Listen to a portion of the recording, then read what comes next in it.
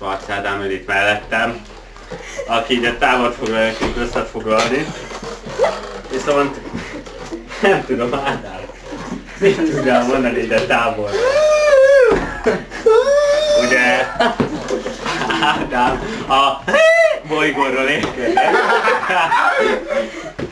Kicsit nehéz elviselni, kicsit meg kell nyugtatni. Beszélek a nyelvén úgy, hogy szerencsére az mindig fog.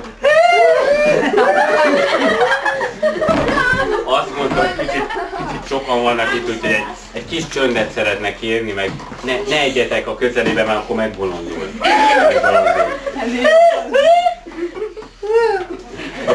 Azt mondta, hogy várja az első kérdést. Mi tetszett ma a legjobban? Ezt fogom kérdezni tőle. Hát, mi tetszett ma a legjobban? Most fordítok közben, a legjobb ma a hóesés volt. Igen? Igen? Na, igen? És még mit tetszett? Azt mondta, hogy a hóesés, amikor Edith nénivel hógolyoztak, az volt a legjobb. Kicsit zavarban van, még nem látott kamerát, úgyhogy még egy szemű marslapúval nem találkozott, csak 5 watt szeművel és 7 tökűvel. Tehát ezért van zavar egy kicsit. Most azt mondtam neki, hogy figyeljen ide, és próbáljon oda nézni.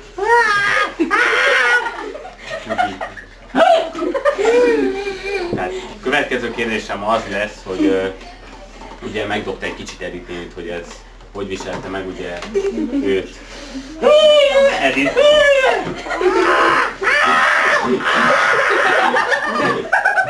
De azt mondta, hogy kár, hogy nem fejbe találta. Kicsit rosszul is tettem, mert ugye ilyenkor ilyen bacikat ereszt ki, hogy ugye ne tudjam kimondani ezeket, amiket gondol igazából. Ezért köhögök. Megpróbálom most visszafordítani.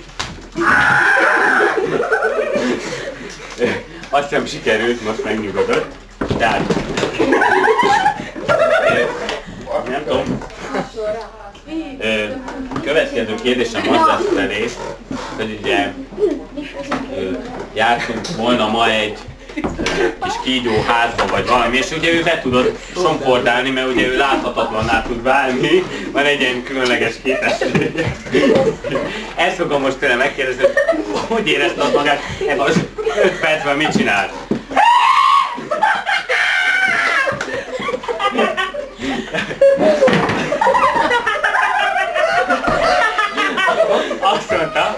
Azt mondta most, hogy nagyon klassz volt, és bemutatja, hogy ahogy egy kígyó elől menekült egy egér, most azt mutatja be.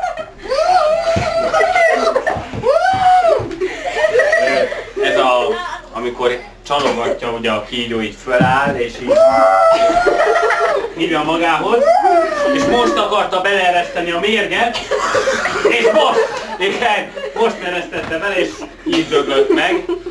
És ugye most a has, tehát amikor csúszik le a kígyó száján, azt a jelenetet fogja bemutatni. Ilyenkor az a baj, hogy sajnos ha túl ideges lesz, akkor elalszik. És a bélgáz elég büdös, szennyező, altató hatású, úgyhogy azt hiszem elbúcsúzom.